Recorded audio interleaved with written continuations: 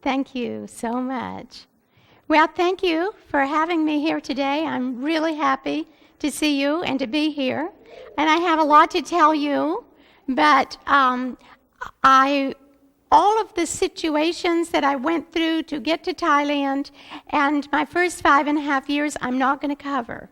Needless to say, it was quite a struggle, and the work I'm in right now was not established without a lot of pain and without a lot of heartbreak and difficult times. But when you follow God, He's with you, and you know when you trust God in the darkness, when the trials are there and the hard times are there, His hand in the darkness is thousands of times sweeter. And you are drawn to Him, and He is everything He tells you. In this book, He is able to perform right on time. Maybe not your timing, but in His timing. And I'm here to tell you that God is a present help in trouble, and He is sweeter every day. I want to start this program out by reading Matthew 13. Matthew 13:44. And actually, there's two parables right here, and we'll read them both through quickly. Starting with verse 44. Again, the kingdom of heaven is like unto treasure hid in the field, the which when a man hath found, he hideth, and for joy thereof goeth and selleth all that he hath, and buyeth that field. Again, the kingdom of heaven is like a merchant man seeking goodly pearls, who, when he found one pearl of great price, went and sold all that he had and bought it. Now, we all know this parable really well, don't we? And we know that it means that when we're going through our life and we're looking for happiness and we're looking for contentment, we're looking for fulfillment, and we're looking for honor and something that satisfies, and we can't find it here and there, and we're looking further and further. And when we find Jesus, we find all the joy, all the pleasure. It is like a pearl to us. And when we see just a little bit of that universe of love from Jesus, then we're willing to sell all that we have. And we know this means, okay, Lord, I love you. I will give you everything. I will give you all my money. I will give you all my time. I will give you all my life, all my friends, all my family, all my future, and all my heart. And when you do that, what are you giving up? You're not giving up anything. You're receiving everything. And we don't know unless we take that step. And it seems scary, but why should it be scary? Because Jesus is all wonderful. Okay. Now, when I went to Thailand, I soon, after I started off in one location by the border, but there were a lot of missionaries there, so the Lord directed me to a small village called Biota. Now, I work with Karen people, and the Karen people live in Burma. It's called Myanmar now, but Burma, where the Burmese hate them. It's a large Karen state there. These Karen people have been abused, downtrodden, forgotten, and traumatized for over 60 years. And during those 60 years, they have been tortured. They've watched their parents get killed. They've had to flee into the jungle many times to escape death. And during that time, all this time period, they flee into Thailand to be able to live. And there, they're illegal immigrants, so they can't go anywhere in Thailand, and they have to live in these refugee camps. And they can't do anything there. They have no rights. So they're very poor, and yet they're the sweetest people I've ever met. And I fell in love with them when I first went to Thailand. And through the years, they have migrated through the mountains of Thailand. You can touch any mountain in Thailand, and you can find little Karen villages, and the people are living there like they lived hundreds of years ago, with the same superstitions, the same culture, the same traditions, and devil worship, and many, many things like that have been just holding them all these years. Well, I'm going to start with last year. I've been coming to America every 3 years. I've been in Thailand now. This is my 7th year. And I came to America last year, so I did not expect to be here this year. But I miraculously, I'll just say, the Lord brought me here. So, and I know already it's to meet you, it's to do many things. And I'm very happy, because when you know you're in the center of God's will, everywhere is home. And everywhere is just delightful. And so I was very happy. Now, when I came last year, I came to America with no money. I had a truck, but we had recently built a clinic, and we had taken all the supplies in with the truck. And that truck was old to start with, and it was really not safe anymore because where we live in the mountains, the roads are terrible. They are like you would never have experienced in America. And so that truck had carried all the supplies for that clinic. So during that time, really, I had to change the four-wheel drive transfer case 5 times. I was at the mechanic so much, I'm part of the family down there. And so, but you know, the Lord takes care of us because the whole time, if my truck was going to really break down, it did it when I was already off that mountain and already out where I could get it to a shop. And time after time, the angels took care of us with that truck. But when I came to America, I knew I had to have a truck. I couldn't drive it up there anymore because your life depends on that. And also, to be in Thailand myself, I have a retirement visa. And so I need to have that. I need to have a certain amount of money in the bank. And because I didn't have any money, I was using up that amount of money and to run the clinic and to take care of the people. And so I wasn't even going to be able to stay in Thailand if I didn't have a certain amount of money 3 months before the end of my year, my anniversary with that retirement plan. And so I came to America and realized, you know, how bad off I am. And my sister and I, we just knelt in the living room and we prayed. And we said, Lord, if we don't have this certain amount in 3 days, I'm not going to be able to even stay in Thailand. And I've been there, everything's going on there. And so we got up off our knees, and the next day, the person that works with Jesus for Asia, it's a self-supporting group that just send the money of donations to the missionaries and try to promote them so they can carry on their work. She called me and she said, I think you ought to know this, but you got a big check in the mail. And she told me the amount. It's exactly the amount we prayed for. That was just the next day, and we prayed that we'd have it in 5 days because that way it could get to the Thai bank in time, because I have to print out my bank statement for 3 months, and if it goes under that amount in 3 months, I know I'm out, because they're kind of mean, and they changed their rules too. So that was a real blessing directly from God. Not only did it help me, and it was huge. When you get an answer to prayer, it's just too good. But it also helped my family because they know now that God really wants me there, because it's hard for them. My mother's 92, and my boys are here too. And so, you know, they would like to have me here. But they know for sure it's God's will, and they're so happy that I can do God's work and do it the way He's telling me to do it. So that's a real advantage. So when I went back to Thailand, we're walking because we don't have a truck. Now, in the rainy season, we cannot drive the truck. As soon as it rains, it is disaster, because in the mud roads, they become so slick, and they're very steep, and there's cliffs, and it's really, really bad. So we have to get the truck out during rainy season, but as soon as it's dry enough, we get the truck back in. But now, I've returned to America at the end of rainy season. It's not raining. We can use the truck, but we don't have it. We can't use it. And so we're walking. Here we are, we're walking. Now, the first part of the road is cement, but it is so steep. I think I've got something. So steep, the cows have a hard time standing up, and also, it's very beautiful. And also, you can hold your hand out. You're at such an angle to climb, you can hold your hand out and touch the road. And if you lost your footing, you couldn't get back up. You would roll and tumble and really get hurt and go off the cliff. Because it's your footing is real important. That's the same with the truck. And here, this isn't even the steepest place, and we tried to put the water bottle there so you could see how steep the road really is. And he's standing up straight, but he can touch the road there. It's very, no picture can tell you how steep and how bad the roads are. So, you know, when you have a problem, you take it to the Lord, you can perfectly rest assured that when it's God's time for you to have something, you will have it. Because, you know, when Jesus fasted in the wilderness and he had no food for 40 days or water for 40 days and 40 nights, when God wanted him to have the food, God gave it to him. The devil wanted to give it to him sooner, but he waited. And when God wanted him to have it, he had it. And so we know that when God wants us to have a truck, we'll have it. So I woke up the next morning after I came to Biota, my village, and here's this beautiful rainbow. And it is, you can't tell it, but that's my village right there. That's the village of Biota. It's in the trees, and it's in the sides of the mountains there. And to see the rainbow, you know, God puts it there to teach us that he is connecting himself with us. And the verse in Genesis 9:16 says, I will remember you. And this is a covenant that God has with us. And at times when God sends me a rainbow, it's really encouraging. So now we're walking. Now normally we walk to villages 3 days a week.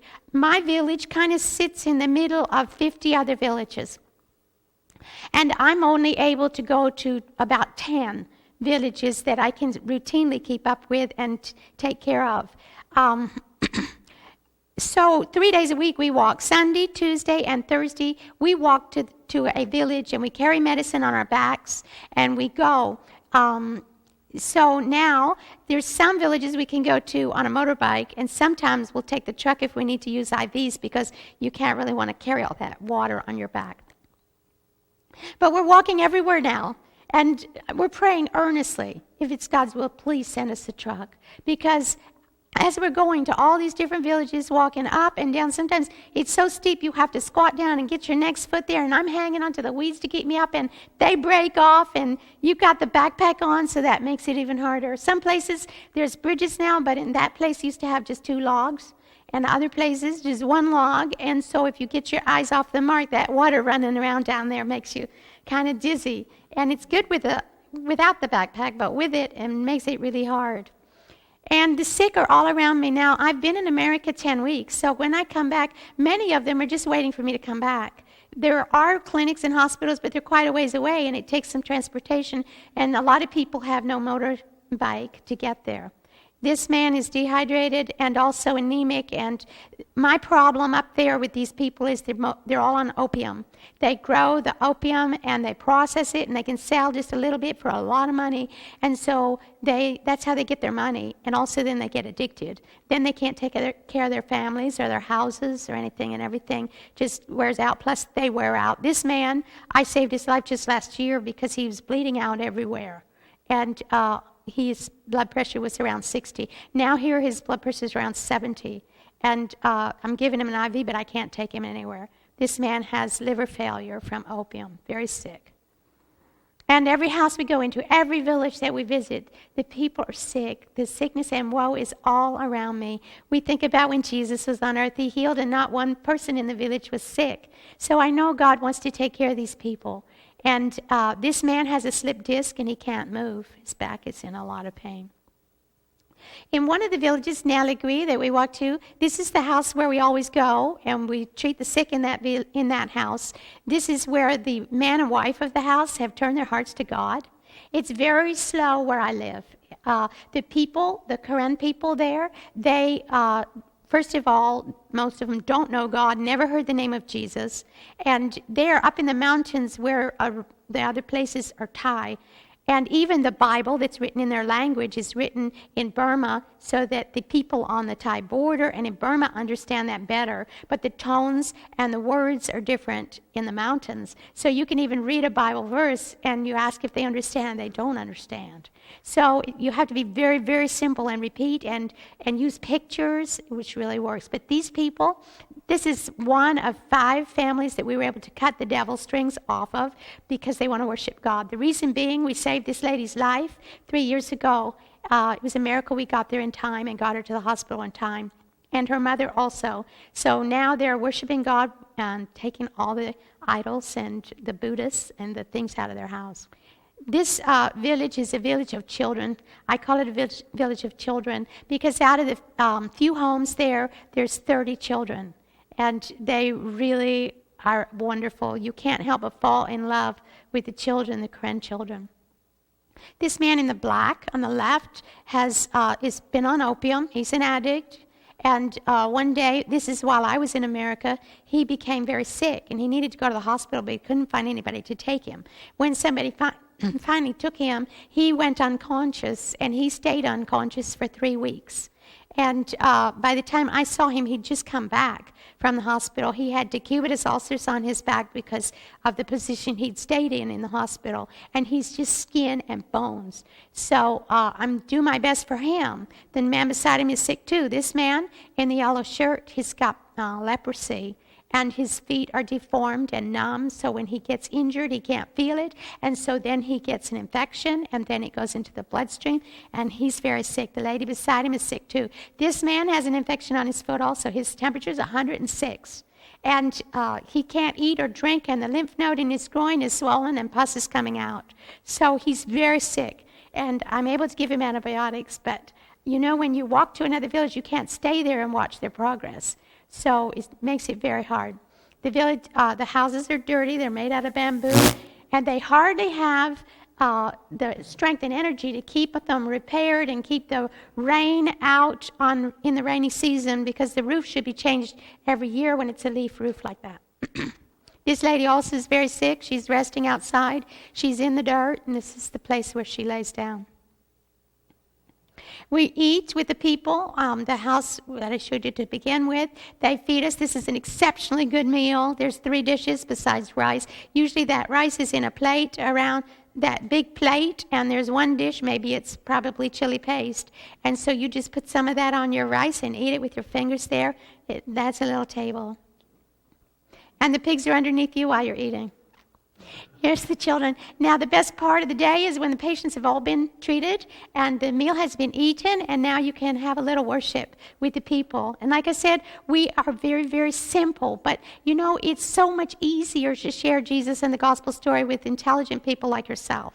But when you're trying to make it simple but yet know the real meaning of these things, it's harder. However, the Holy Spirit goes to work. And you know, I read a quote that says, heaven is nearer than you can imagine to the person that's sharing Jesus, to the people that need to know. So I can feel the Holy Spirit as I share the gospel story to these people and show them the picture. They are so excited to look at the picture. This lady will take this picture and just study it for a long, long time, and people will gather all around to look at that picture.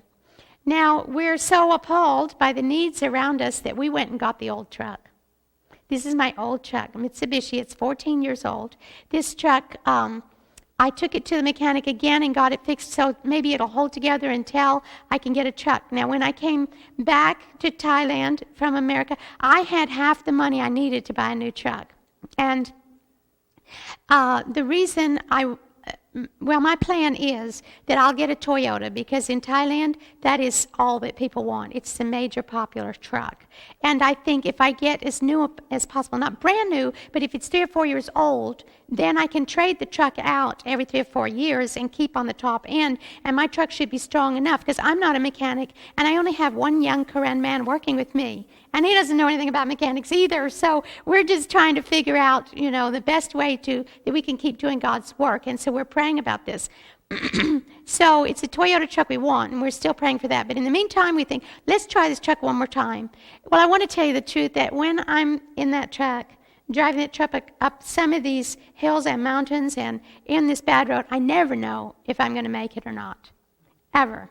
And so this is no exception, especially now, because it's always making a loud noise. The roads are really bad. If it's not mud, it's a cliff. If it's not that, it's these steep, steep places with sharp turns. Very difficult. Sometimes, of course, the trees fall down.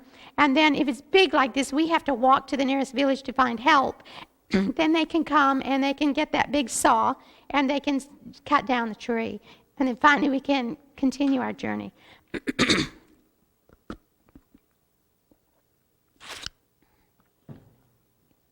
And this is Tucker. He came back with me last time to spend a few months. He's just graduated from nursing school, and he took my computer and he wrote this in my computer as I'm writing a blog on my webpage. And so he wanted the people to know, this is really crazy. It's a miracle that you haven't been killed yet, because you've been there 5 years, and he sees these steep, steep cliffs that, you know, if you just one slip and you'd be over those things. But he hasn't seen how God has saved us time after time in that truck. But we always pray. One thing Tucker does, he always rides in the back of the truck. And so we're laughing at him because we think he always wants a way to jump out should we get into trouble. Okay, after 2 weeks only, we're in America. I get in touch with my sister here, and she says, "Sis, we've got enough money for you to buy the truck." And I'm all excited. And I'm going to start to look Now I have another job because I can't speak Thai, and how am I going to tell them what I want? You can go to some of these places. I tried to price used trucks, and I couldn't talk to the people. If it was Korean, I could, but this is Thai. Now, we're in Thailand. And so we prayed about that because I know God makes a way.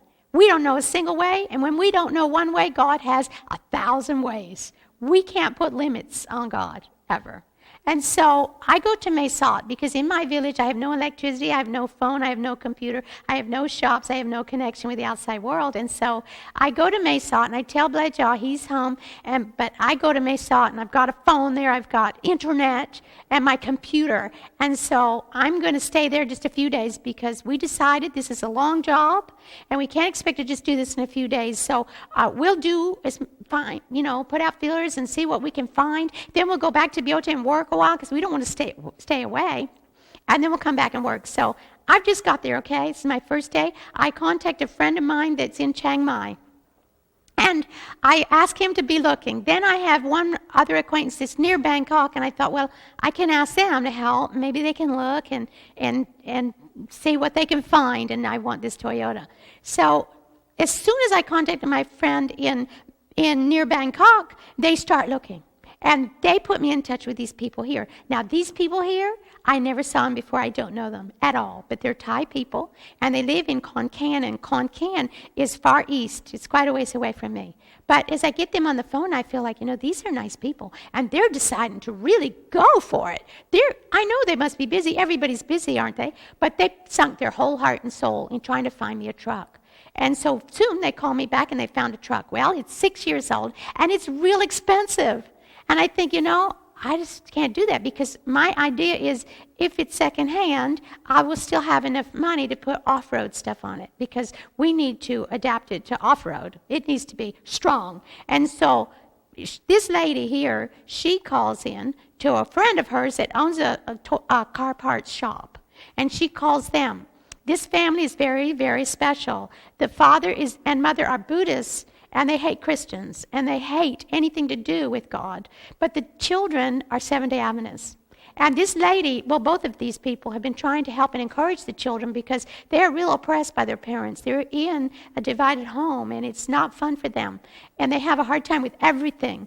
But they all work in this shop together. Well, one day, that very day, she calls that shop to talk to the girl. Connoisseur is her name. And she didn't get Connoisseur, and that day, that man picked up the phone, and she's thinking, oh, no, he's not going to talk to me about this. And so she told him about me and my need to have a truck, and this secondhand truck, 6 years old, and it costs this exorbitant amount of money. And she tells him, and he says, oh. He says, well, we can do better than that. That's way too high for a Toyota truck that age. He says, and he called his daughter, and he says, why don't you give this lady a brand new Toyota truck and use our Toyota dealer discount on the truck? Well, it took over 100,000 bought off of it, which is a lot of money. I can't figure it in my head right now, but it took a lot of money on that truck, and I could afford it. And then I could still afford to put off-road stuff. And this is just the first day I'm in Mesot looking for a truck. So I am real excited, and I called Blejaw. He's my helper, and I told him about it, and he said, well, isn't that a little risky too? Because I've got to tell him yes or no by 5 o'clock in the afternoon. I've got 2 hours. And I've never seen these people before. I don't know anything. And this is a brand new truck. So still, it involves quite a bit of money. And so he says, well, isn't that a little risky? I said, well, I just feel the Holy Spirit working in this thing, and I have peace, total peace about doing this. He said, well, go ahead. So I told her, okay, yes, we want a black one. And so they're going to go ahead and say yes, and they're going to go start the procedure of getting one ordered and get it on the showroom floor, and then they'll call us and we can come and get it. One day, I found the truck. And then my next prayer was, okay, Lord, I drive in these mountains, and I drive in the jungle, and I'm on these terrible roads, but I hate to drive in the city, and I don't want to go to Bangkok because I heard that's the only place you could get really good work done to put off-road stuff on, like the bumper and raise it and the metal underneath and all that. And so I said to the Lord, I don't want to go to Bangkok. Please help me to get these parts, this four-wheel stuff on there so that we can get back to our work. So I forgot to change the pictures. Here's Connoisseur, the young girl. I paid her ahead of time. when I went to Concan, and I paid her, and then she went in there and she signed all the papers, and then they drove that truck out, and there we are, and this is the truck. It's a 2014. This was last November, and there it is. And then I drove it off that showroom floor. I just drove it right out into rush hour traffic. And there it is, folks. I was so excited I couldn't believe it, and I'm thanking the Lord, and I don't have enough words to say thanks to God. But he understands, he reads your heart, you know. And then they took me to a 4x4 shop right there in Concan, and this mechanic put on the bumper, and in that bumper is a winch. We discussed what we needed, and I didn't really know what I needed. I just needed a lot. And so people told me, oh, Gayle, you don't need a winch because, you know, you didn't use the last one very much, and it just got in the way. And I thought, well, you know, if I just get saved one time, it's going to be worth it. What if I've got somebody sick and I'm stuck? So on went the winch. There was a bumper and a winch and a sidebar and a side step, and it's raised 3 inches, and there's metal underneath. And that's my mechanic, this guy right here. He wants a little too much money, but we got through it all, and this truck is finished. And here we are. This is the family. You see the 2 sisters. Kana Soren is there, and that's her father. And he was so nice to a Christian, an obvious Christian, because this is a miracle truck from God that God used that man for. So I think I still pray for him. He looked my truck over and he loved it. And here it is. This truck is brand new. This truck is perfectly clean. This truck smells like a new truck, and it's not going to last that way very long because now I'm driving it out, and it's going to be a truck for God. This is not a truck where people are to turn their heads and look and see what a great-looking truck it is and who's driving it. No, we need every bit of strength in this truck to do the work for God that we're doing, and God gave us this truck. And so right away, it went to work, and it's been busy ever since. Now, as soon as I got back with this truck, God just knew the timing because people were needing to go to the hospital. Every day, I was putting on the miles on that truck and going through the bad roads. Immediately, we got stuck in the ditches because in January, it rained. Now, in Thailand, there's 3 seasons. There's dry season, there is hot season, cold season, and rainy season. And it only rains in rainy season, which is June through September. But this is January, and we've already told a man we would take him to the hospital. He needs surgery on his arm. And so it rained all night the night before, and we're praying, maybe this truck, we'll try this out. Maybe this truck can make it, but when these roads get wet, it's so bad. So yes, right away we got in the ditch, and we couldn't get out. We used the winch, but now it's pouring down rain, and it takes a while to hook that thing up to a tree and get that thing pulled out. And no sooner did we get out of that ditch, and we went into another ditch, and we're working with this winch, and we are freezing cold because, you know, in rainy seasons, you're out there and you're wet, but you're warm. But this is January. We're in the mountains, and it's cold, and we're soaking wet. And I wear my hair like this, and I put my head back here and squeeze my hair. It's like a faucet pouring down there. And we're soaking wet, and we are shivering, and our lips are blue by the time we did that. And we keep going, and there's a tree in the road, and so we have to chop that down and drag it off. It's still raining. And we're not through with our trip, because if you are sick in my village and you need surgery, you've got to hang on to your life a really long time, because it will take you 2 hours for us to drive you to the clinic, which is outside of the bad road. And that clinic can't do any more than I can do, but they'll put you in a truck and they'll send you to the hospital. And that hospital is almost 3 hours further out, and that hospital can't do surgery. So then, if you need surgery, they're going to put you in an ambulance, and they're going to take you about 5 hours to Chiang Mai, where you will have your surgery or your units of blood or whatever you need. So you have to hang on to your life a long time. And now we're driving to the first small hospital. We've been through the clinic before, and that's why we're going to this other hospital. And up there, it's even higher in the mountains, so it's very, very cold. And I'm sitting there, and it's all I can think about is stopping at that little market. There's a little market, and they sometimes sell clothes there, and I'm going to buy some dry clothes for Bledja and me. And so we're just shivering. And we get into the town, and I run in there, and I tell Bledja, take this man onto the hospital. I'll bring you some dry clothes. So I buy these little dry fleecy kind of things and something to wear that's dry. And I'm so cold, and there's no changing rooms, and I run back there where the cardboard boxes are, and I change my clothes, and then I run and I take these clothes to him. And so we made it that day. Now, on the way home, we didn't even go home that day because it kept raining. And so the next day we come home, and we find out this is the same place we got stuck. There is 3 kinds of mud where I live. There's red mud, there's black mud and there's white mud, and the red is the worst. It's sticky, the slipperiest stuff you ever want to be in. And so we see this truck, and that truck has been stuck since just after we got stuck, and he can't go anywhere till a bulldozer comes and gets it out. So the winch has saved us, pulled us right out. This is this truck. It's terrible. I'm telling you, it's really bad. And I want to do a little tribute to Bledjaw here. This young man is stuck with me. He's the only one that's stuck with me for 6 years out there. And he's really faint-hearted at many things. But yet, he trusts in God and he prays. And these experiences have made him a stronger and stronger Christian. And so he will pray and just keep going when things are bad. So I'm really proud of him. He's married. He's got a beautiful family. So I only get him part-time now that he's married. But usually... God helps me when he's not there. Okay, so now we've got this new truck, and I'm going to tell you every day what happened after that, endorsing the fact that this is not an extravagant thing for me to have this truck. It is needed for God's work. Right off the bat, this lady from another village quite a ways away, she's got gallstones, and she's got a liver abscess, and she also has bronchitis with a fever. She's very sick, and so we had to take her. She doesn't have a Thai card, so we can't take her out east. We got to take her the west side to the border. And so that's a long way. It took us about 5.5 hours to get there. And we took her.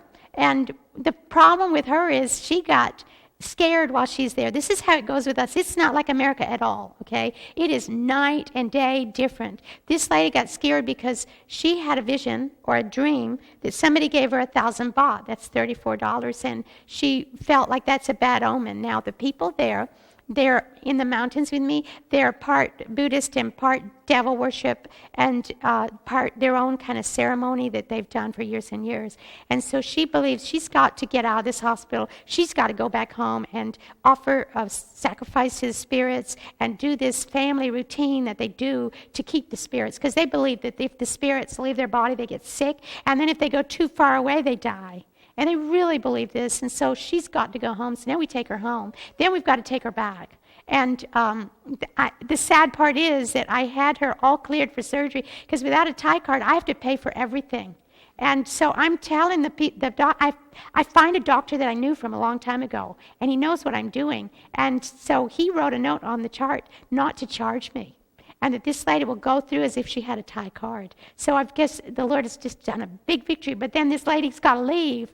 And so we really had a hard time getting her back and forth. The very next day, this man, is a huge history on this man, okay? When you leave, we'll give you a flyer. And on that flyer is my webpage address. And if you go to the webpage address, you'll find the history of this man. At the top of my webpage is a tab that says videos. And the easiest way to know the whole story from like a presentation like this is to look at that, because there's like 200 stories on that thing, and it tells everything, the good and the bad, everything that happened. But with the videos, it's a little shorter, and you can get a synopsis of the history of how this work started. And this man, it's a big story on him. He had rectal cancer, and because I think he still has it, that was 4 years ago, and he's sick a lot, and I want to anoint him. So I call a pastor in, and we're going to go to his house this day. After we transported that lady back and forth to that hospital, I go with a pastor on his motorbike to his village, and we're talking to him about this anointing service and what it means, and does he want to do it? Yeah, he wants to do it. And so while I'm there, I bring my medicine, because all the sick people always come as soon as I go there. And so while I'm treating the sick, here comes Bledjaw, my helper, on our motorbike. And I go, well, what is he coming? He's coming really fast. And he says, you got to come with me really quick, because there's this 14-year-old boy, and something's exploded in his face, and I don't know what's wrong. I don't know how to do anything. Could you just hurry up and get on this motorcycle and go? And so I get on the motorcycle. You know what, Lily? When you work for God, there's never a dull moment. You are busy, and you are fulfilled, and God is with you. He does great things. So I'm on this motorcycle. I'm flying back to Biota, and here's what I see. This young boy, he's 14. Now, he was pounding gunpowder mixed with something else in a stone mortar. Now, in a wooden mortar, it won't explode, but in a stone mortar, you understand, I don't understand, but it's not good. And so this guy, as he's doing it, this thing explodes in his face. So he's got burns all over his face and neck and arms. And right now, it looks like he's okay. But if you're a medical person, you know that if the hairs in the nose are singed and shriveled up or gone, that heat has gone down the trachea and into the lungs. And it's going to take a few hours, but he's going to be in trouble later. He can breathe now, and he's standing up, and he's doing quite well. Now, you see in this picture, I've washed, and I'm putting silver derm ointment on there for burns. But this lady behind him is his mother, and she looks very glum. And she's not very happy. Now, this is unusual for Karen people. They're usually very appreciative and listening and wanting to do what I say. But no, this lady doesn't want to do it. Maybe she's mad because he got burned, but I don't know. But I'm finishing that, and I'm telling him, we've got to go to the hospital. We're going to go to this clinic. And she won't take him. She won't allow it. No, we're not going to do that. And so they leave. And I'm like, my heart is torn out. And I'm praying. I say, oh, Lord, let me take this young man to the hospital. He's going to be in trouble. I'm praying and praying, and she's walking away. And she and the boys are walking away, and they just go around the last hut. And I'm watching. I want to cry. And then she turns around, and she says, she yells out to me, well, if you take him, I'll go. I say, okay, good, great. Well, I'll take him. And so I did. And he was in trouble that night. He went to the bigger hospital, but he's back now. He's good. He's good. Okay, the very next day, this man, you see the young man in the red helping to carry his wife there, he came to our house in the afternoon. He says his wife all night and all that day has had terrible stomach pain. She's 4 months pregnant and bleeding and hurting. And I'm like, oh, we need to go right away and get that woman. We know this young man and his wife because he helped us build our clinic. And so we go right away and we get her in the truck and we go. But halfway there, it's a long, walking, you go straight. But to go there in the truck, you've got to go all the way around. And then you've got to go to the clinic. And it's just, we're on these bad roads all the time, folks. I'd say a third of our time is spent in travel, either walking or motorcycle or truck. And every one of those things are dangerous because there's wild elephants and there's snakes and all kinds of things. And with this truck, it goes through a lot of torture. And so we have to go a long way. Finally, we get this lady, and she's bleeding. And I'm thinking, we just need to load and go. And so we put her in the truck, and we go, and it's take a long time. And halfway there, she delivers this 4-month fetus, and bleeding, a load of bleeding. Well, the villagers have a lot of superstition. That stuff's got to be buried right away, or the demons will come. And we say, no, we're just going to go. We got to get there. And so we go. And she goes on to Chiang Mai. She gets I think they said 13 units of blood. And her life is saved, and she knows it. Her life is saved. The next day, excuse me, this is the next day, very next day. This family comes, and these 2 little ones are twins. And they're very sweet. I've watched them grow up. They're 2 years old here or less, 1.5. And this little one that she's holding is called an anemic dysentery. Anemic dysentery can kill an adult in less than a day if there's diarrhea and vomiting because it dehydrates you just that quick. You can give water if they'll take it and start IVs, but they need medical care. They need to be watched around the clock. So now I've got this little child. The smaller you are, the more dangerous it is. So we need to take that one to the hospital. And so we took that one to the hospital. The next day is Sabbath. I'm preaching a sermon. And I'm in the church, and a young man has come from another village and is sitting in the back. Now, in our church, we've for years just had a few handfuls of people. The ladies on this side, the men on this side, we sit on the mat on the floor, and we preach, and we teach, and we talk, and I'll tell you more about the church later. But a man is sitting in the back right there, and I'm about 3/4 through my sermon when he stands up and he makes an announcement that there's a lady in Wasuta, that's the next village, and she's fallen and she lays unconscious. She's been that way for 4 hours. And I'm like, oh, why didn't you tell me right away? We've been in church all this time, and you came early to my house. Anyway, so I stop, and I go, and we find this lady. She's definitely been unconscious that long. We don't have C-collars. We don't have spinal boards, but I check all her reflexes, and I check her eyes, and I decide we can put her in this truck. She's already been jerked around and moved around, and so we take her to the hospital. Then the very next day, we get another call. There's a lady very sick. I know this lady. She's in another village, and she's an opium queen. We call her opium queen because she's very, very, very big on opium. She's an addict. She mainlines it, so that's called heroin. And she's never there with her children. She's got two beautiful twins and two other children. But she's never there. She and her husband are always out looking for opium. And I'm called because she's got severe back pain. And I know she's had back trouble before, probably a slip disc, and so we go. But when I see her, it's more than I expected to see. You know, sometimes people call me and they say, you got to hurry because this is happening, and it sounds like they're half dead, and you need to hurry up. And you get there, and there's nothing wrong, basically. And there may be a little scratch or something like that. But then sometimes they come and they tell me, and it sounds like they're near death's door.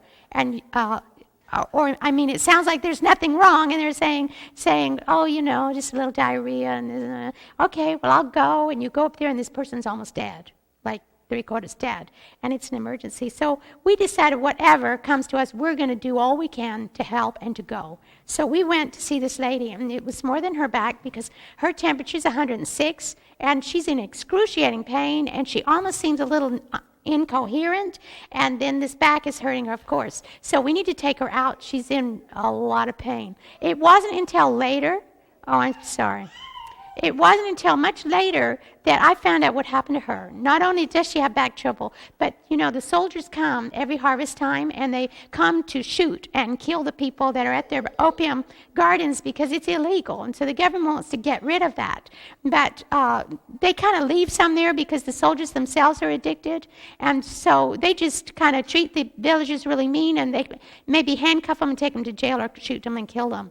And sometimes they have like a little place where they keep them away from opium, and they feed them like in a little camp and try to get them off opium. Well, that's good. And then when they're finished, maybe 3 or 4 days or a week, they go back and they give them some medicine to take by mouth, and that's supposed to help them with their withdrawals. And so they take this stuff by mouth. Well, some of them, and this isn't the only woman that did it, some of them are so desperate to get some more opium that they mainline the medicine that they're supposed to take by mouth, and they die. This lady lived, but she almost died, and she had mainlined that medicine you're supposed to take by mouth. We have a lot of snakes. We've stumbled and tripped over so many snakes, and there's so many snake stories. The snake bites are bad. The people need to go to the hospital right away. The caterpillars are a problem too, because when they get threatened, their method of defense is to eject their fur, and the fur goes straight in the air. If it touches you, you get an allergic reaction, some worse than others, children worse. If you breathe it in, you're really in trouble. Dogs die because they're sniffing along the ground and threaten a caterpillar, and then it goes down into the lung or the trachea, and it swells up, and that's the end. Even a hospital can't save you with that. So these caterpillars are dangerous, and if you happen to touch one, it causes a lot of pain. This man, it doesn't affect you right away, and then it just gets worse and worse and worse and festers up, and really, this man, this is 5 days he's had that caterpillar sting, and he almost lost his hand. We took him to the hospital. It's a lot of pain. Sutures are really a major thing there. Sometimes we go through a long time with none, and then sometimes it's just this little clean cuts, and, you know, it's easy to take care of. But sometimes it's a whole lot more. They use the sharp hose, and they sharpen them because that's the way all of us use them to clear the grass and keep the dirt. We don't grow grass around our houses because that invites snakes. So our ground is bare around our house, so we're in trouble. So we keep it bare, but consequently, many nails have to be taken off because of those sharp hose. I don't know what the next picture is, but if you've got a weak stomach, don't even look, okay? Because I just want to praise the Lord for what God does for me, because I'm not a surgeon, and I am not, and I don't think it's the next one. We're okay. I'm not a surgeon, I'm not a dentist, I'm not a midwife, but I get to do all these things. And the Lord is the one that does it, because we pray with every patient, and I always feel my unworthiness and my inexperience, and I always long to have somebody better able to take care of these people. But you know what? I'm the very best for these people because I'm the only one. There's nobody else up there, so I have to do it. This man, his name is Chui Ku. Chui Ku is the village's worst drunk. Our village's worst drunk in Biota. And he's not just a mild drunk, he's an angry drunk. And he's dangerous because he has a gun. And 3 times he's almost killed his daughter. He's got 2 precious girls. They're very intelligent. But one night I woke up and I heard the screams of that girl, and I will never forget it. Very, very bad. So that night I had to go down there by myself. and sew his ankle up in his house. And I was able to tell him about God and to tell him he didn't need to drink that alcohol because God is the real God, and he doesn't want him to do that. It's destroying his body. And I got to tell him quite a few things. Okay, close your eyes if you want to.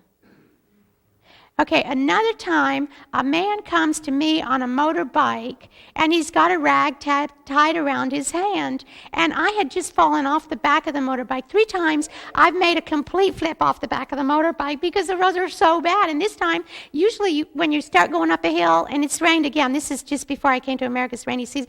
We're coming up the hill just before our house. It's very steep. And sometimes when the bike doesn't make it, you have to eject. I'm on the back, and you have to eject, and you hurry up and you push.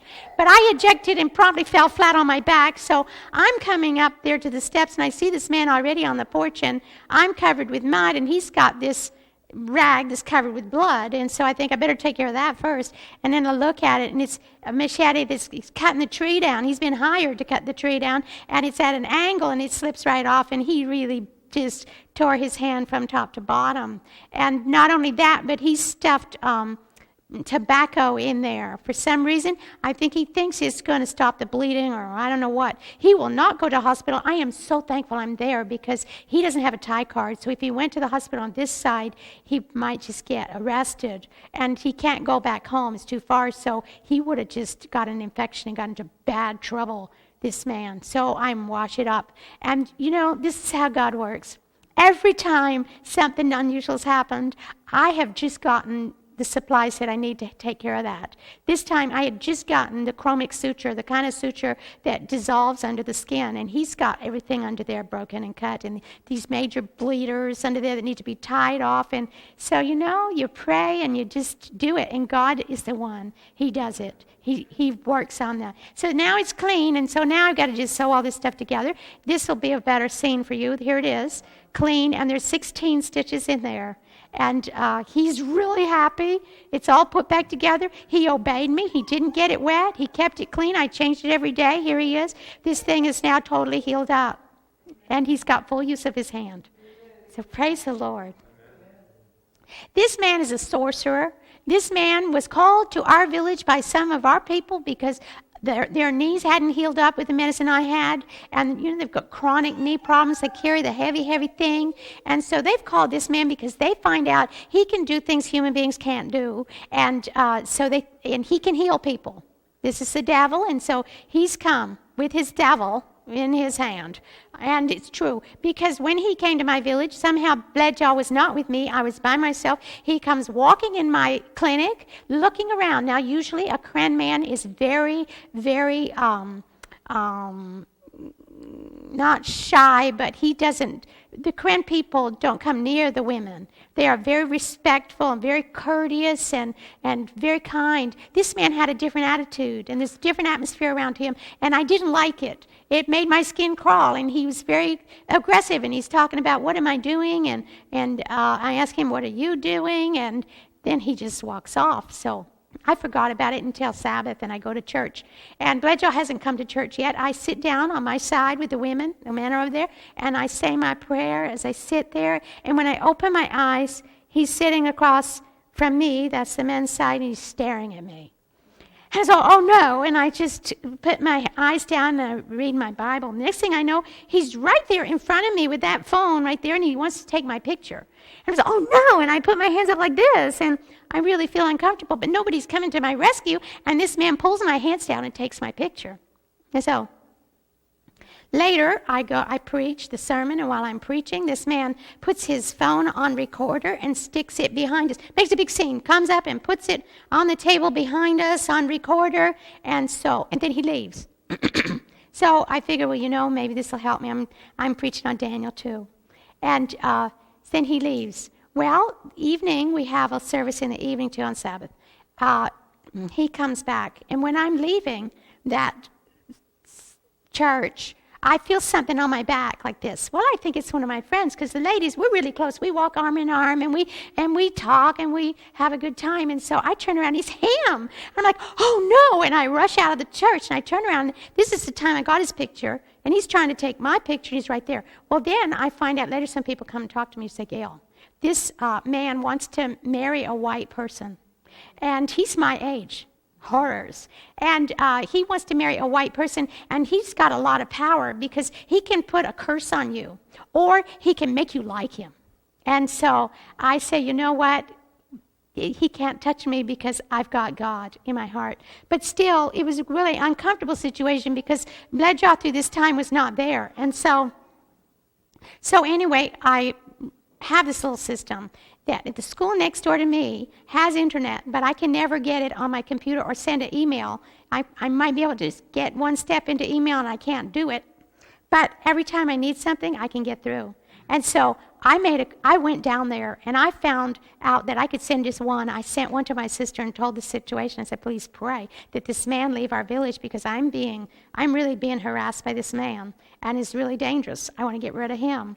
And so, you know what? When the members of God's church, true church in America, pray, God can do things. It is powerful, and I can feel it over there where I am because I am all by myself. I am the only white person out there, and though it is safer probably than America out there, you know, there is times of loneliness, there is times of trouble, and you want to know that God's people are praying for you. And when they pray, you know, they prayed, and this man left. The very next day, somebody called him, and I haven't seen him since.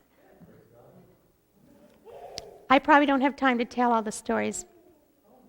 When you meet the devil head on, face to face, it's good news because if you don't meet the devil head on, face to face, it means you're going the same way.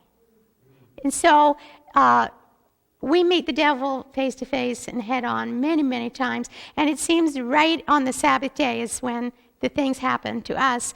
For example, one Friday afternoon, I'm studying for my sermon. I put a lot of time and effort in on it because it's harder to make it simple and yet get the truth across. And so I'm trying to make the illustration, make it really good. And so while I'm working on that, suddenly my head just fills up with mucus and my nose starts to just pour like a faucet. Now, I've been there, this is my 7th year, and I'm never sick. I've never had a day of a sore throat.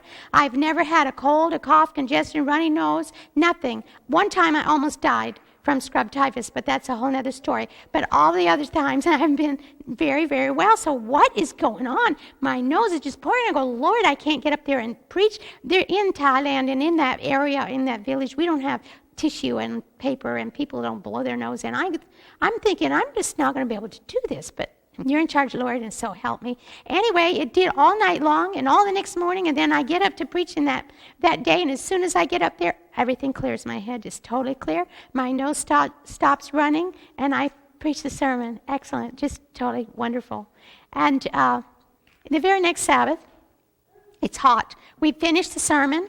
We go back to the house, and Bledjaw wants to lay on the mat because we lay on the mats on the floor at school, and he's going to take this mat and take a nap. He's really tired. He goes to get this mat, and as his hand reaches out, the angel stops it.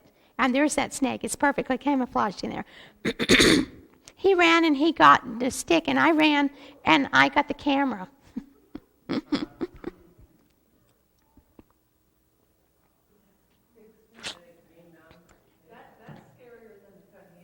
Yeah, this is scary because this snake is very poisonous. It's 57 inches long. And, but you know, when you see that the Lord has saved you from one snake, then we don't have to be scared for anything. There's wild elephants too. The people are terrified. But you know, the God that shut the lion's mouth is the same God that shuts the snakes and the spiders and the scorpions and all the things around us. So we're the safest when we're in the center of his will. This is another snake. This is not the same snake. It's the next Saturday night. The next Saturday night, I'm tired. I go to bed early, maybe 8:30. I'm sound asleep. And suddenly I wake up and I hear this whack, whack, whack, bang, bang. And I wake up and I stand up and what was that? And I go in there to see, and there's Bledjaw, and here's this snake with blood all over the floor, and he's beaten the snake to death. And the story is he came in much later. It's dark. And he comes in, and he's going to take something off the bed and turn around, and we have a solar system now. You've got to read what happened. It's just such a miracle. He turned the light on, and here, right next to his left foot, is a snake just like the one the week before. It's up, with his head up, ready to strike. And somehow he had to get past that creature to get outside to get a stick to get rid of it. And that snake was in the house and was just now traveling to his room. I had been in there by myself, walking around and doing things, and who knows where that snake was and how close I got to it, too. Okay, here's another time. This is not rainy season. This is in March. It doesn't rain in March. This is a bad experience, okay? So we're driving this truck into Biota. I've got a load of Bibles, Korean Bibles. I have medicine. I have another Korean young man that speaks Thai, and he's going to be helping Bleja learn Thai language. And so we're all going into Biota, but we can't go the short way. They're putting some more cement down on the first part of it, and that's good news. But it means we got to go the long way, so we go back around a different way. We know 5 ways to get in there. It's all really bad. But we go on in there, and we've gone about a third of the way, and suddenly we hear this loud clap of thunder on the left, and the next 2 seconds, rain.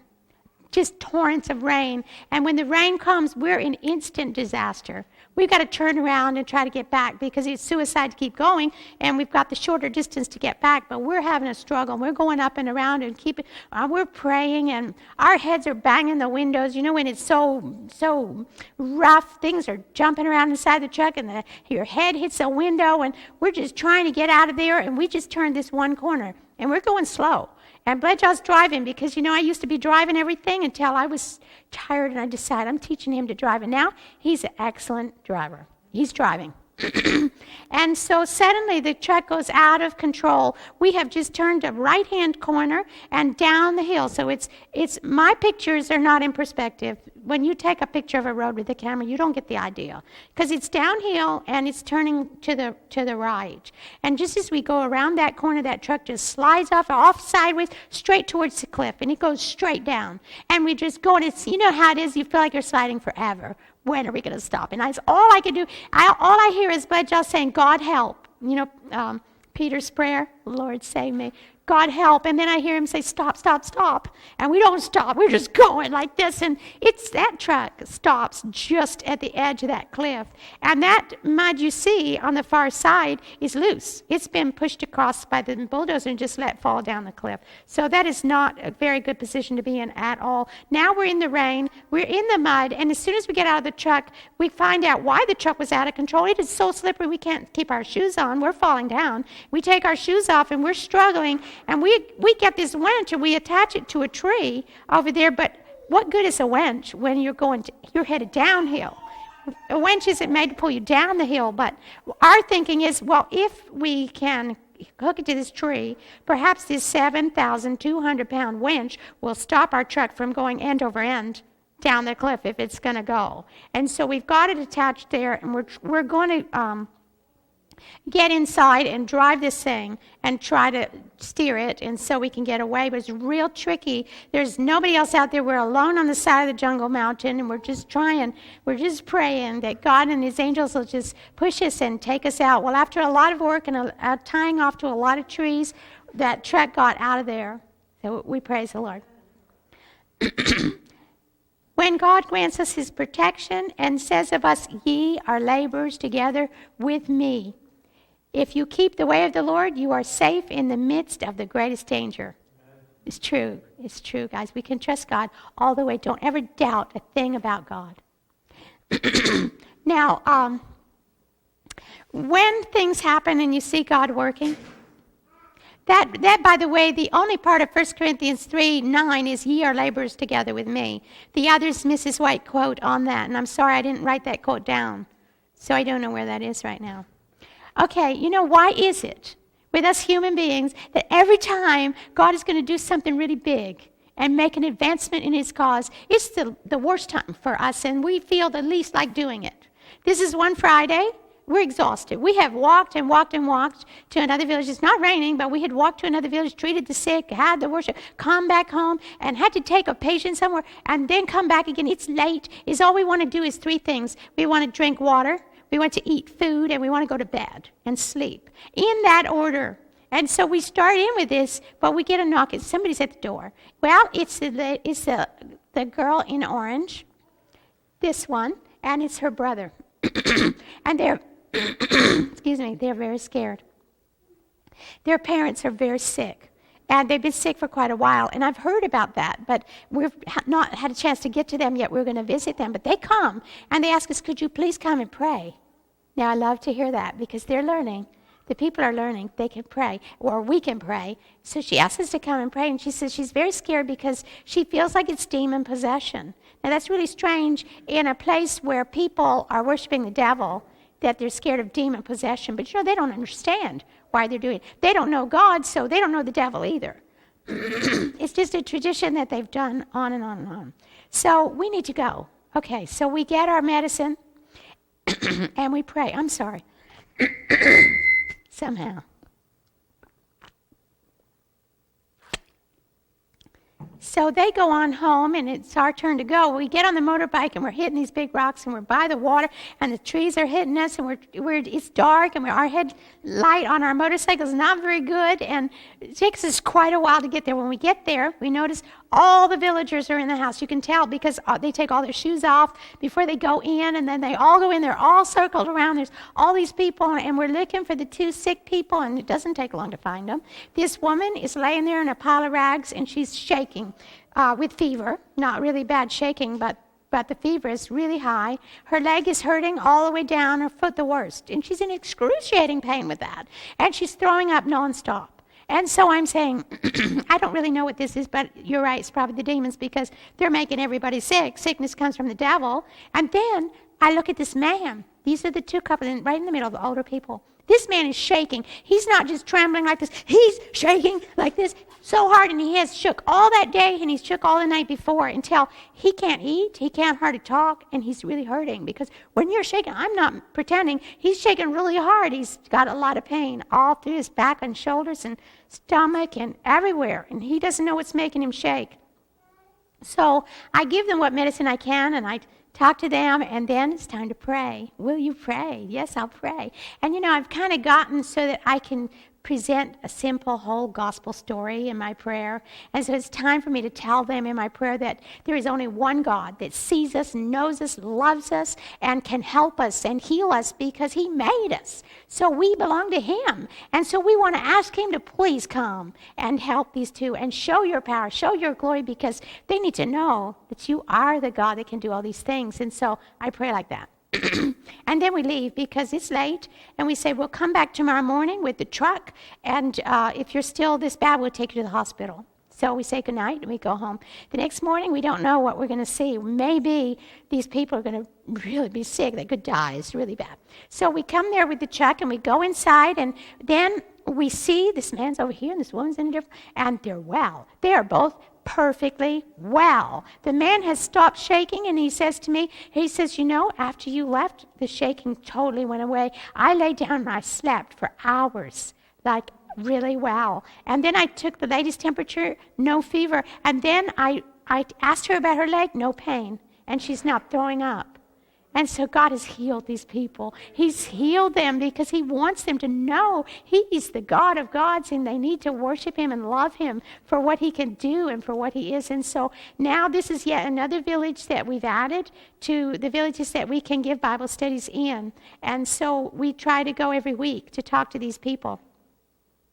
Not only that, but when we came back, we got to cut the devil's strings off. Him and his whole family. And they put the strings around the wrist, around the waist, around the neck, and around the ankles of the children and everything, even the babies. And it's a big step to cut the strings off because to them, this is their security. This is safety. This is keeping the spirits in and the bad ones out. And it's doing all these things, and they really believe it. So when they cut it off, it means that they're trusting in somebody else. Even the boy went up to the spirit shelf. All the people that worship the devil and Buddha have flowers and relics and little idols. And then there's a Buddha picture on the wall. He took all that stuff out, and he took it all out, and he threw it away somewhere. I don't know. It's gone. And then we go. And then the very last thing. This is a picture of the man and his wife and the daughter. The only one that's not in the family is this one. He's married to her. And here they all are. They're really, really happy.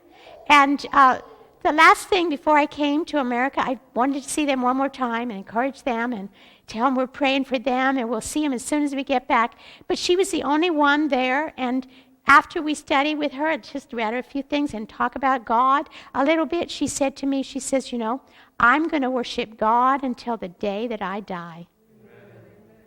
You know what? The bad roads, the cliffs, the mud, the leeches, the scorpions, the spiders that kill you, the snakes, it doesn't matter. That stuff is no problem. You would go through 10 times worse trouble than that to have an experience like this with these people. This is the last Sabbath that we spent in Biota before I came to America. It's really tricky because when the rainy season starts, you have a little bit of time to still drive that truck. It's wet and it's dry and it's wet and it's dry and it's tricky to find out when you can safely get out. One year we never took the truck out, and then we didn't have the truck when we walked out because in the rainy season you can't have that truck.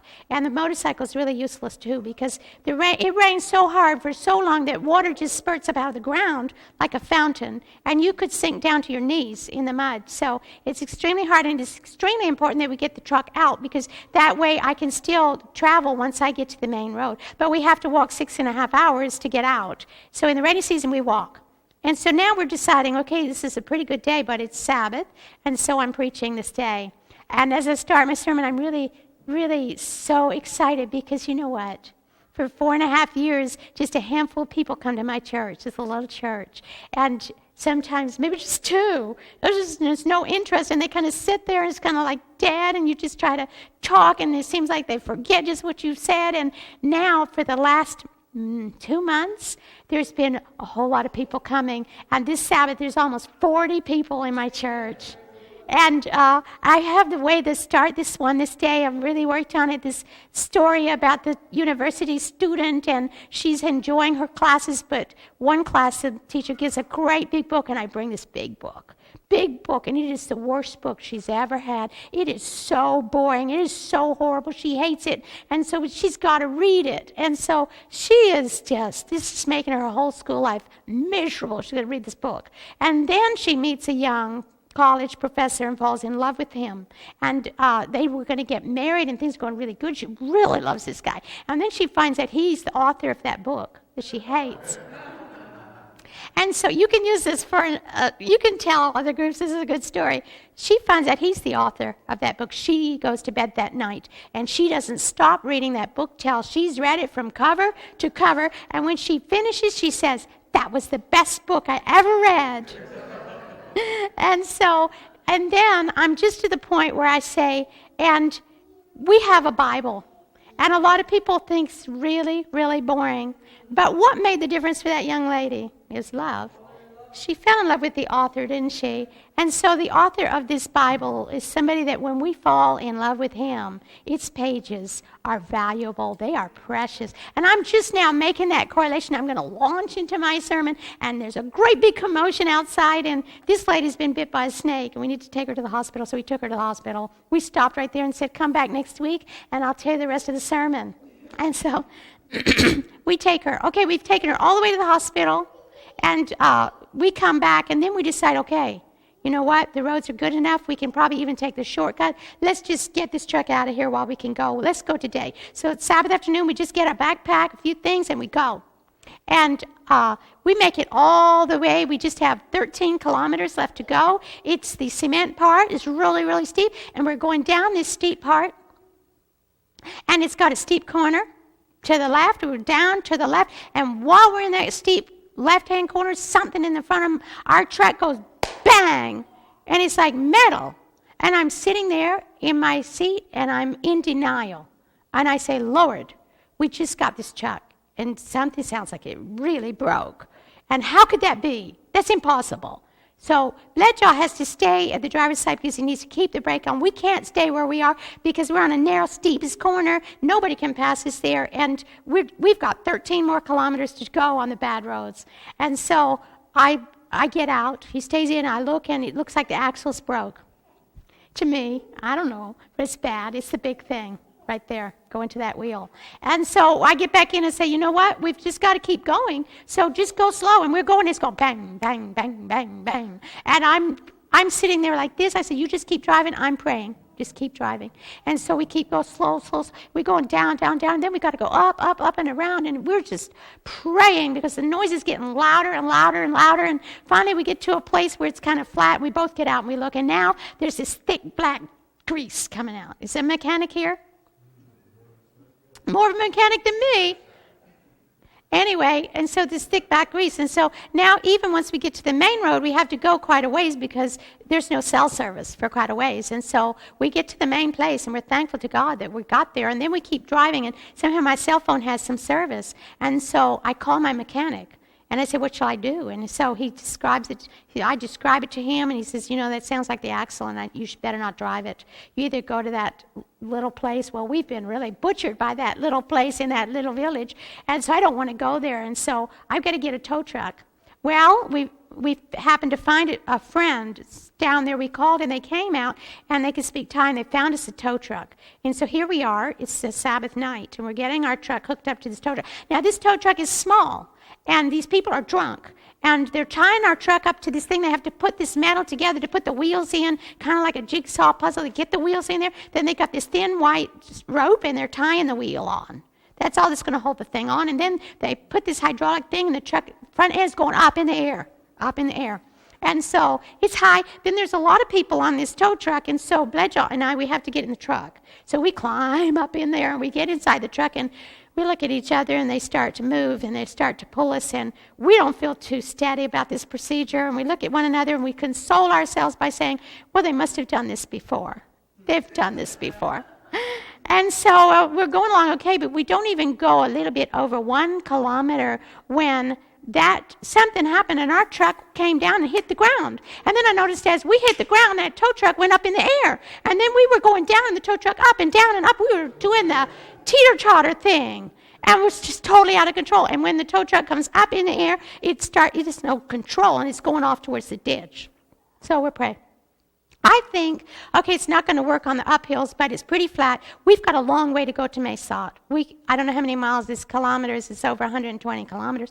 And so it's pretty flat. So I'm thinking, well, they'll attach us on the flats, and we can drive this poor, feeble truck on the hills, and then it can pull us again. But no, they were finished. They pulled everything out. They wanted a lot of money. I gave them a little money, and they left. And there we were on the side of the road in the dark at night, and we got a long way to go. And we can't really call any other tow truck. There's no cell service here either. And if we wait till morning, we're in no better shape, so we might as well just drive this truck. So we drive the truck, and we're going really slow. It takes us 6 hours. No.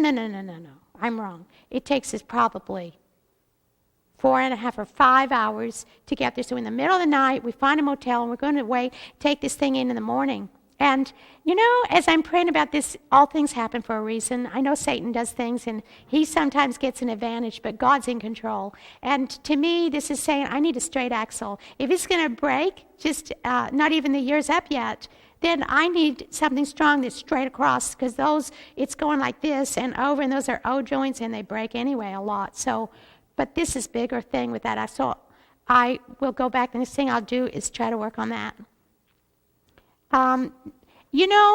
Since I've been there, I'm just one little person. I am less than an ordinary person. And, even Paul, he's the greatest minister ever lived. He says, I am less than the least of all saints. In Ephesians, he says that. And I feel like just, the work is really slow. But yet, I can tell you the people are impressed with the pictures. The people are enthralled with the stories of Jesus. They look at these things. They are praying. They have learned a little bit about talking to the God in heaven. And so I am so encouraged, and I feel like, success isn't how many baptisms you have. And it's not how many things are obvious. God counts success in a whole different way, because he with the heathen understands where they've come from, understands they're not like us. They're totally different. We've grown up with this stuff, and we've become cold and lethargic in it, but they don't know. So God is helping. Now, I want to tell you about my future plans. I have 3 plans. First of all, the older people are very slow because they've never used their minds in school, and they've got this opium problem. I will continue doing what I'm doing, but I also want to send the young people to school. In the schools around me, the Thai people just want to have fun, so the Thai teachers drink, and then they don't show up for class, and then the students don't learn anything. And so I want to send students to school. I've already sent several to school. This is a young man from Biota. He's 16. He wants to go. And my brainstorm of sending him to school is a little late. I should have started in November, but I'm just starting at this beginning of the school year almost. And so we send him. I talk to the people at Chiang Mai Adventist Academy. He's going to have a chance to learn. He's going to have a chance to know God. He will get healthy. He's got a chance, whereas they'll just stay and do opium. And so I sent him, and they'll say, well, we'll give him a test, and if he passes the test, he can say. If not, he'll have to go. So he takes the test, he flunks it miserably, and the whole math section is blank. And so they tell me, I call, well, how did that go? No, he can't stay. I says, well, of course he can't stay. That's why he wants to go to your school, because they're not teaching him anything. That's why that page is blank, because he hasn't learned anything. How can he learn if he can't stay at your school? That they kept him. And I feel it's a miracle. It's a miracle. The Lord loves the children. Now I've sent 5 students to school in Burma. These students in Burma, the Karen people are oppressed by the government. Burmese government want them all dead. So if any of them are in the Karen army as leaders, they want to kill the whole family. So all these children have relatives, even parents, who are dead, been killed, or in jail, or else they're fleeing and have to stay in hiding the rest of their lives. So I've sent these people on to school. There's 2 more pictures that aren't here. This is one girl. Her name is Doblet. She has worked with me in the mountains twice on 2 occasions. She got a feel for how you can tell the people about God in these villages. She's from a little Karen village in Burma as it is, and she feels God calling her heart to be a nurse and go back and help her people in the jungle of Burma. So it's miracle after miracle how she started, but now she has just started school in the Philippines, nursing school in the Philippines. Her name is Doblet, so please pray for her, because she's a simple jungle girl who her mother didn't even want her when she was 2 months pregnant, took poison to kill her because had too many children anyway, but she didn't die. So God has got a great plan for her life, so pray for Doblet. She's in school. More children want to go to school. Now, my next project, sending the children to school, the next project is the little ones, because the 4-year-olds and up, they are not learning anything in school. I go to the villages. I treat the sick. Sometimes I'll wash a child and treat the skin problems. But when I go back home, those children are just as dirty and hopeless as when I went. And so what can I do with these children? Well, now I decide I want to take care of the children. Not an orphanage, not anything the government has to recognize, but have some people there, godly people, to train the children and take care of them. They can go home on weekends. They can go to the school next door, but they will stay in a home that I have prepared for them. They will eat 3 good meals a day. They will take baths and learn how to wash their clothes, and they will have learn about God. I have all the picture rolls. I will teach them about God, because the mothers can't take care of them. This lady's crying because her husband left her, and she's got all these children and this new baby. The mothers can't do it. Their children are just out there, and we love these children. This is a part of my life. I'm kind of a mother to all of them. And so other than the children, these are the twins whose mother took the oral medicine IV and almost died. This is her children. These are twins. These are twins also. It's the girl in the pink that almost died with amoebic dysentery. And all these children, and here they are. And my other project is, which I've always had this project, I need to take care of all 50 villages around me before I die or before Jesus comes. And in order to do that, I can get 5 centers put in strategic places where each one can serve 10 villages. And though we're spread out really thin with that, it's just been Bledjaw and I this whole time. But you can at least find interest and have Bible work with several different people. And I feel like God is putting a team together for me, because already the other village is waiting for us. There's a family there that's trying to keep the Sabbath even, and they don't know how. So we need to get to those people. I want to live in every single village I go to, but that's impossible. Right now I have 2 Karen young men that want to work with me. So that's a start. Also, I did this program in Thailand, kind of a faith camp deal in Thailand at a college, and one lady wants to help me with the children. So if she still wants to do that, then I have a beginning. So that's a project I will start out.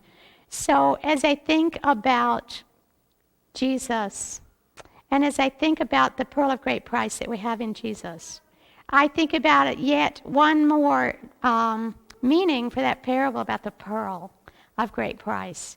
Because in Christ Object Lessons it says that the other meaning is, it's Jesus that's the merchant looking for the pearl. And it's Jesus that finds this pearl, a big, beautiful pearl, but it's broken. And he sees that pearl, and he's got to have that pearl. What will it cost? Oh, it'll cost everything you have, Jesus. And we think, oh, it's me that's got to give up everything. I have to give up my time and my money and my friends and my plans and my possessions and the comforts of home, perhaps, or whatever, so that God can use me anyway. No, but Jesus looks at this pearl, and it's broken, and it's going to cost everything he has, but it's so valuable to him, he says, I'll take it. And we're told that when Jesus hung on the cross, he couldn't see past the portals of the tomb. He didn't know if he was even going to make it himself. But he would rather go to hell himself than to be without us in heaven. And past that cross and past that tomb, he could see something out there. And it's you. And it's me. And it was so precious that he said, no matter what, I'm going to go through with this because I love you. And the same way, we feel that in our own hearts, how valuable we are to Jesus. We can look at all these people around us, wherever God sends you to work, wherever you are, each one the most deplorable, the dirtiest, the stinkiest, the one that's the sickest, that's so repulsing. That's the person Jesus died for. That's the pearl that he found. And that's where he put all the value in. And the value of an object is determined by the one who is willing to pay the price. And your value is determined by Jesus, who is willing to pay that price for you. And so we don't need to add to our value by doing stuff to our bodies to make us look better. We don't need to devaluate our value and feel like we're just so little and not so good, and all these other people are so much better. We devaluate ourselves sometimes and feel wretched. We don't have to do anything because Jesus values us for who we are, and he died for that. And so even though he knew we were broken, even though he knew we were sinful, and all the mistakes we've made, he knows. But he bought us anyway. And so to me, it's just so encouraging to know the value he places on a soul. And then we can look at these other souls and know the value that they are. And we can see them through Jesus' eyes. And they can be just that valuable to us. So, Jesus is coming really soon. And now I don't live in America anymore. I'm over there. And when I come, I see it's worse every time. And I see all this happening. I see the Pope. I see the gay movement. I see all this stuff and the crime. And I can't leave my stuff in the car. And it's just horrible. And you know what? Jesus is coming. A storm is coming. And we get so as human beings that we are just sliding through lives. And we're interested in our possessions. We're interested in our friends and these many good things. But we are not ready. We are not putting all of our efforts into being ready for Jesus to come in our own hearts. And how we get ready is to reach out and help others. And so today, at the end of this program, I want to pray for you and me that we'll be strong because, the only safety we need is to be in Jesus, in the center of his will, just giving everything to his control, not worrying about our positions, not worrying about anything, and just say, you just have your way with all this stuff. And I want to tell you from experience, I don't know much, but I can tell you from my experience, it's so worth it. Words couldn't describe how worth it is, how much joy. And you know what? I can't think of anything better than when I get to heaven, somebody comes up to me, maybe a Korean person, or anyone comes up to me and says, Gayle, thank you so much. Because of you, I'm here. But I can't think of anything worse than if I got to heaven and somebody comes up to me and says, why didn't you tell me? You were right there. And you never said, and now I am lost. I am eternally lost. And so in that day, what do we want? Do we want these rewards or do we want regrets? I want to work for the rewards. And I want to be with Jesus now doing his full will. And let me tell you, it's so rewarding. So let's pray. You can kneel if you want to.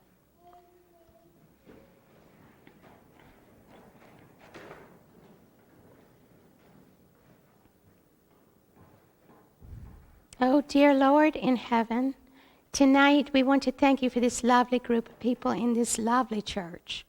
And we want to thank you for the knowledge that we have of you, and that this church is everything. Though it will look like it's going to fall and bad things are around us all the time, even in our church, we know this church will go forward. And we have a huge knowledge. We have so much intellectual knowledge about you and about the end of the world and the prophecies and everything. People around the world don't know this, and they're dying without you every day, and they have to know. And so I just pray that today we'll really see the value, first of all, in Jesus, that we learned from finding this pearl. May we each for ourselves really find this pearl, and may we sell out everything to purchase it. And even then, Lord, we're just touching on a universe of love to find you as the one that can handle our lives and can lead us through and help us. And then we want to also remember the value you put on us, and we can't thank you enough in words.